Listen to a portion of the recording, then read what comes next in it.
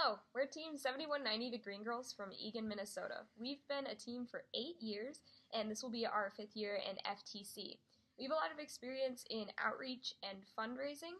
For example, we raised $28,000 to participate in a tournament in Beijing, China. So these are just our tips and tricks. We also won the Connect Award at the St. Louis World Championship last year. Let's start with fundraising. There are 4 major types of fundraising that we are going to cover. First is fundraising at events. This can be hosting a sale, going to restaurants, or fundraising at your pre-existing outreach events. The second major type of fundraising is reaching out to corporate sponsors, like local companies or even family and friends. A third major type is applying for grants, which can be from local companies, FTC programs, or even the government. A major final type of fundraising is digital fundraising, which can be through social medias. There are many different types of fundraising that your team can do to raise money.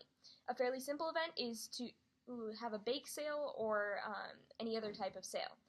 I know that in the past we have worked with Von Hansen's Meats to sell chips and brats and waters, and this type of sale is really beneficial because you can get almost 100% of the profit. Another possibility is partnering with a local restaurant. Some restaurants will give you a certain percentage of the money they earn for that night. Try to find places that are already doing these events with teams or local groups from your high school because that makes it easier. Many chain restaurants are willing to do this, so try to contact as many as you can so you can get more responses. A final great fundraising opportunity is to actually contact people at your pre-existing outreach events. We've met with potential sponsors while demoing our robots. Many STEM professionals are interested in what you and your team does, so they will not only give you outreach hours by doing this, but it will possibly give you a connection that you can use later down the road, like for a mentor or for parts and pieces, because I know some of our local sponsors have given us like discounts on parts or free parts themselves. Contacting corporate sponsors is a fairly simple way to fundraise. When reaching out to companies, you try to contact as many people as you can, because the more people you contact, the more responses that you can get. Figuring out who to contact is probably the hardest part of looking for sponsorships. Start with local STEM companies. Many of them will be very interested in what your team does, and they could actually give you tours of their facilities, which is what we often do, because we've been to 3M and seen their 3D printing lab and everything, and that's just really cool. It's also a great way to see the potential jobs that are available in the STEM field. Next, you can try contacting well-known brands or large companies. It is best if you know someone who works there, because it's just nice to have like your foot in the door when you're originally contacting people. In the past, we've reached out to companies in 2 different ways. The first is through email. With emails, you can just create a general outline and then change the recipients and the greeting on each email and send it out to a whole bunch of people so you can get more responses. A second way that we do this is through like regular mail, and we just come out with the general outline again, and then we mass print it and hand address them. And this can also be a great way for teams to bond. I know we've spent many hours into the night addressing letters, and it's actually really helpful because even if it's just one person that responds, it can often be a great sponsorship. Grants are a great way to get money, and there are many available. You just have to know where to look.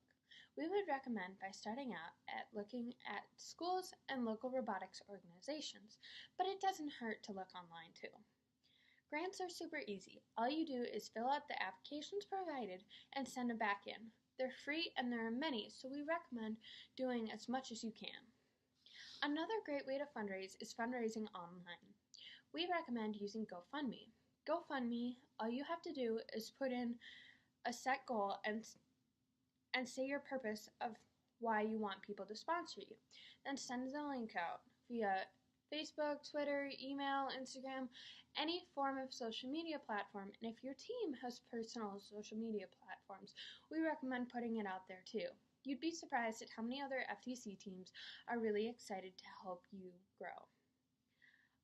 And when you do this, be sure that you have your websites and other information you would really like your sponsors to know about your team on there so they can learn more about you, and maybe even an email if they have any questions. Branding is another big part of community outreach and fundraising. you have to have a solid brand.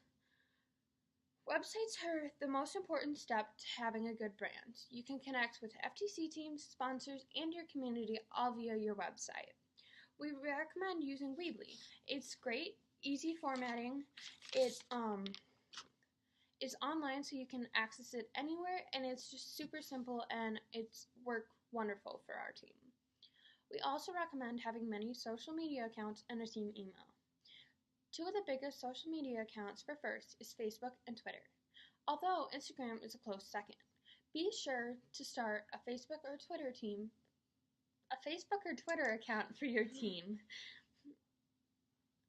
Also have a team email and have someone designated, whether it be members, a mentor, a specific member, whatever it is. Just be sure that you're checking your email about once a week.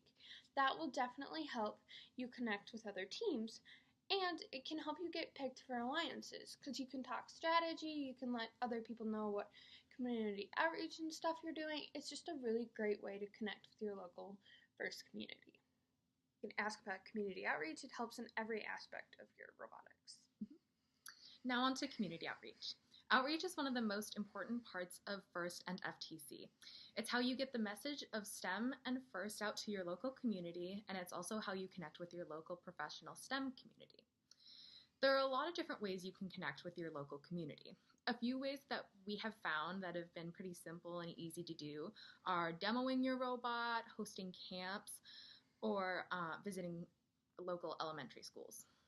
The easiest way to connect with your community is by bringing your team and robot out to an event and showing people what you can do. You can demo your robot at many different types of events. For example, we've demoed at libraries, malls, and parks where events have been hosted. Now, these events will vary based on the community you live in. You can also connect with local organizations and groups, and you can try to host a STEM-related camp where you can connect with them and see if they'd be interested in your robotics team talking to their organization or group about STEM or showing them your robot and what exactly you guys do in FTC.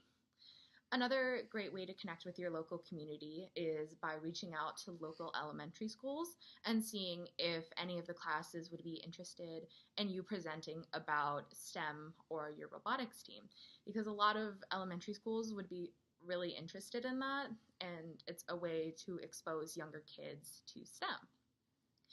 There are also several ways to connect with your local professional STEM community. Connecting with your local STEM community is really, really important because you never know the opportunities you'll be able to get based on who you know. You can make connections with your local STEM community through the relationships you make through fundraising, like Grace talked about before. You can also connect with your local STEM community by setting up tours to tour any local facilities that they may have. It's a great way to make really personal connections and also to be able to explore opportunities in the real professional STEM world. And then this can all lead to mentorship for your team, which is really, really important. Having a good relationship with your local professional STEM community is crucial because they have the ability to offer you opportunities in the form of mentorship, knowledge, and sponsorship. And if there aren't any local STEM-related companies, you can reach out to STEM companies outside of your area as well, because a lot of STEM companies are very open and willing to help robotics teams, specifically FIRST teams, in terms of mentorship or whatever help you guys might need. So if you have any further questions or comments, please feel free to contact us on Twitter or Facebook at GGRobotics or by emailing us greengirlsrobotics@gmail.com.